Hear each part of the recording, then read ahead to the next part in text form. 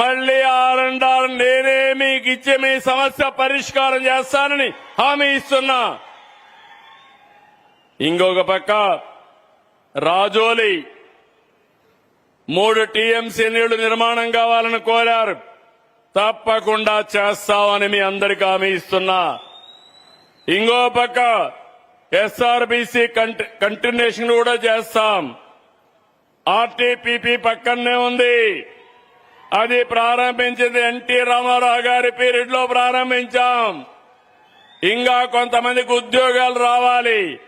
అక్కడ గాని ఇక్కడ గాని ఉద్యోగాలు ఇప్పించే బాధ్యత నేను తీసుకుంటానని మీ అందరికీ హామీ ఇస్తున్నా.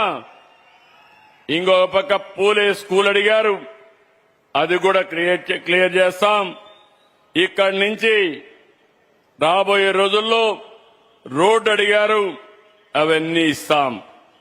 ఈ రోజు మీరు గుర్తుపెట్టుకోవాలి, అవుకు టనల్ పూర్తి చేసి కడాన పులివెందలకు కూడా చీనీ తోట్ల బతికిచ్చాం.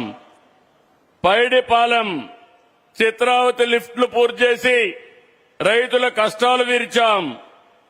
పులివెందల మండలంలో ఎర్రబల్లి చెరువుకు కూడా మేమే నీళ్లిచ్చాం తమ్ముళ్ళు. ఆ విషయం మీరు గుర్తుపెట్టుకోవాలి. రాయలసీమ ముఖ చిత్రం మారుతా ఉంది.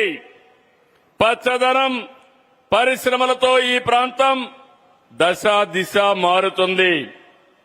ఒకప్పుడు రాయలసీమ రాళ్ల సీమ.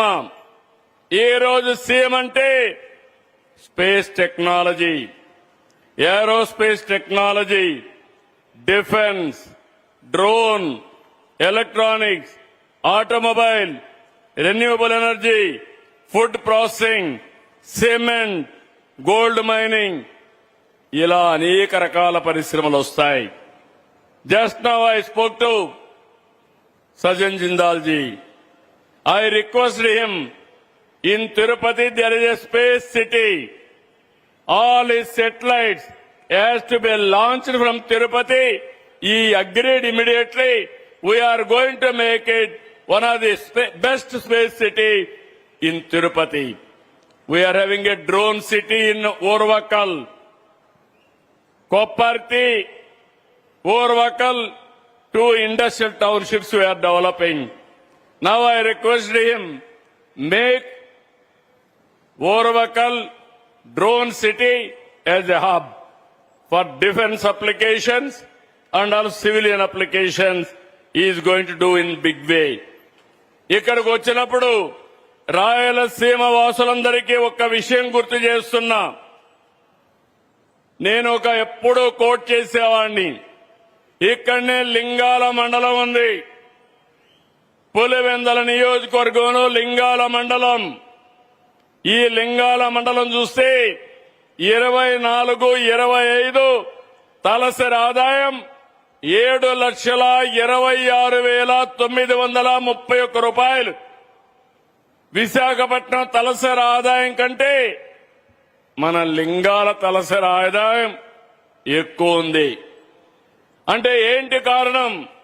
లింగాలలో హార్టికల్చర్ ఉంది.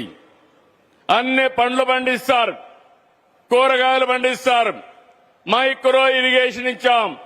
నేను మైక్రో ఇరిగేషన్ ఇస్తే ఆ మైక్రో ఇరిగేషన్ కి సబ్సిడీ ఇవ్వకుండా అది కూడా తీసేసిన వ్యక్తి ఆ పార్టీ నాయకుడు. ఈ రోజు మళ్ళా రాయలసీమ వాసులందరికీ చెప్తున్నాను, ఆగస్టు 15 లోపల 1,00,000 కోట్లతో ప్రపంచానికి ఒక ఆదర్శంగా ఉండేట్టుగా గ్లోబల్ హార్టికల్చర్ హబ్ కి ఇక్కడే ఫౌండేషన్ వేస్తాం. మదనపల్లిలో 1,00,000 కోట్లు ఖర్చు పెడతాం. 40,000 కోట్ల రూపాయలు ప్రభుత్వం ఖర్చు పెడుతుంది. 60,000 కోట్ల రూపాయలు ప్రైవేటు పెట్టుబడులు వస్తాయి. ఇప్పుడు దేశంలో హార్టికల్చర్ లో నెంబర్ 1 గా ఉన్నాం.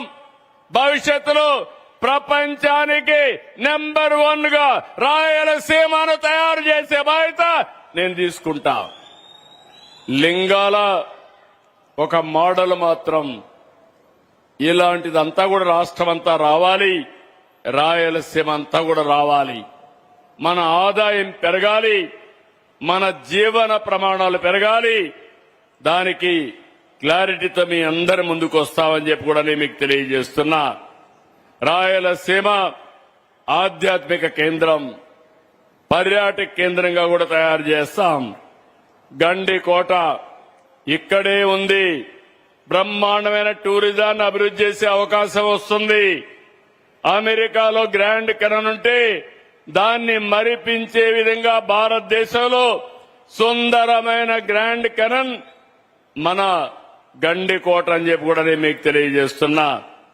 ఇవన్నీ ఉపయోగించుకొని రాబోయే రోజుల్లో ఈ బీడు భూములు రేపు సిరులు బండిస్తాయి. హార్టికల్చర్ పంటలతో భూములకు రెక్కలొచ్చే పరిస్థితి వస్తుంది. ఈ రోజు మన పల్లెలే రేపు సంపదకు సృష్టి అవుతాయని చెప్పి కూడా నేను మీకు తెలియజేస్తున్నా. ఇక్కడ ఉండే వాళ్ళందరూ గుర్తుపెట్టుకోవాలి, సీమలో ఫ్యాక్షన్ పోయింది. మీ అందరికీ జ్ఞాపకం ఉంటుంది. 95లో ముఖ్యమంత్రి అవుతానే నేను ఒకటే ఆలోచించాను, ముఠాలు పోవాలి, ఫ్యాక్షన్లు పోవాలి. నా రాయలసీమలో పారవలసింది రక్తం కాదు, నీళ్లు పారాలని, సంపద సృష్టించాలని నిర్ణయం చేసి ముందుకు పోయాం. ఈరోజు ఫ్యాక్షన్స్ లేవు, కానీ నేరాలు చేసే రాజకీయ నాయకులున్నారు. నేను అందుకే అన్నాను, ఇప్పుడే ఆదినారాయణ రెడ్డి గారు చాలా బాధపడ్డారు. బాధపడి నా మీద కేసు పెట్టారన్నాడు.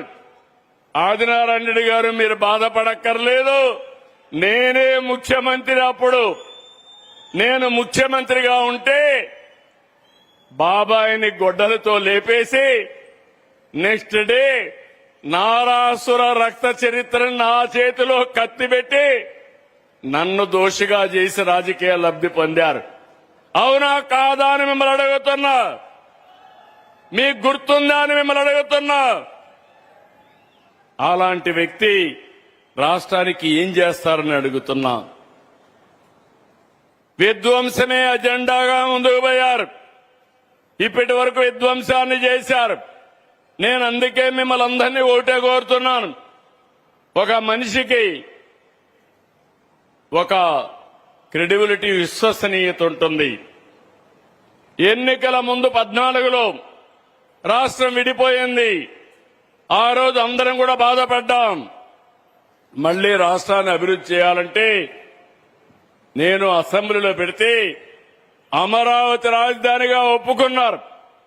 ఒప్పుకున్న వ్యక్తి సీఎం అవుతానే 3 రాజధానులు అన్నారు, నాటకాలాడారు. అది అవుతానే ఈరోజు అధికారం పోయింది.